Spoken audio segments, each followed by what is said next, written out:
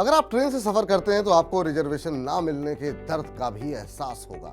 खासतौर पर त्योहारों या फिर गर्मी की छुट्टियों के दौरान रिजर्वेशन करवाना किसी जंग से कम नहीं होता। अगर आप भी ऐसी ही टेंशन झेलते रहे हैं तो आपके लिए अच्छी खबर है। अब आपको अक्टूबर या नवंबर में आने वाली दिवाली के लिए जून या जुलाई में एडवांस रिजर्वेशन कराने की जरूरत नहीं है। आईआरसीटीसी ने 1 नवंबर से नियम में बदलाव की घोषणा की है।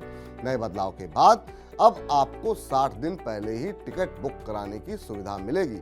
इससे पहले ये अवधि 120 दिन यानी कि 4 महीने थी। इतनी लंबी अवधि के चलते जब तक आप प्लानिंग करते थे तब तक टिकटें पहले ही बुक हो जाया करती थी। अधिकांश मामलों में ये देखा गया है कि टिकट दलाल 4 महीने पहले से ही टिकटें बुक करा लेते हैं और इससे टिकटों की कृत्रिम किल्लत पैदा हो जाती है।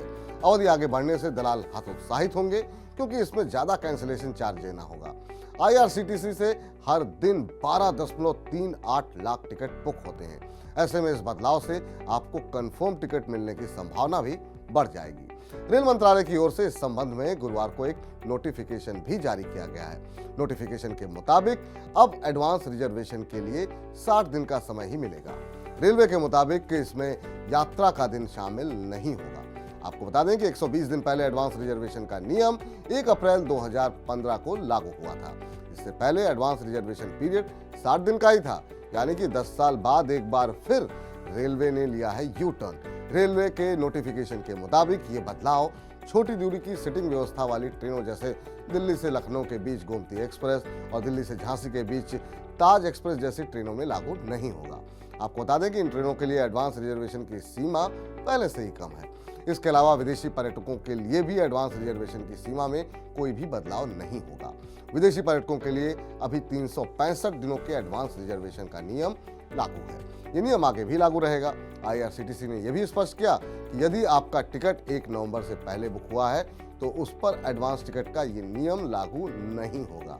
आपको बता दें, भारतीय रेलवे ने 2024-25 में 750 करोड़ यात्रियों को लाने ले जाने की योजना बनाई है।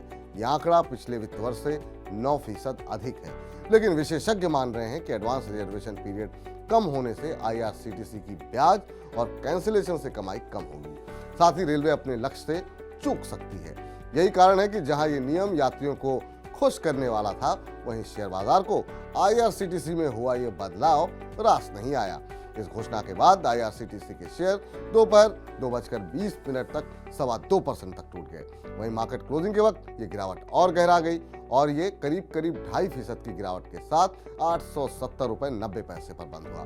वैसे रेल यात्रियों की बात करें तो त्योहारों के दिनों में कंफर्म टिकट पाना यात्रियों के लिए इतना आसान नहीं होता।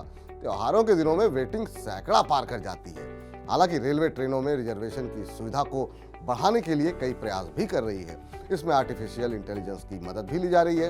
हाल में एक समाचार एजेंसी को दिए इंटरव्यू में रेल मंत्री अश्विनी वैष्णव ने बताया था कि रेलवे यात्रियों का सफर आसान बनाने के लिए एआई मॉडल का इस्तेमाल कर रही है। हाल के दिनों में इसका असर भी देखने को मिला है। इसमें रेल चलने से 4 घंटे पहले जब चार्ट तैयार किया जाता है, उस वक्त एआई की मदद से यात्रियों को कंफर्म टिकट उपलब्ध कराई जाती है।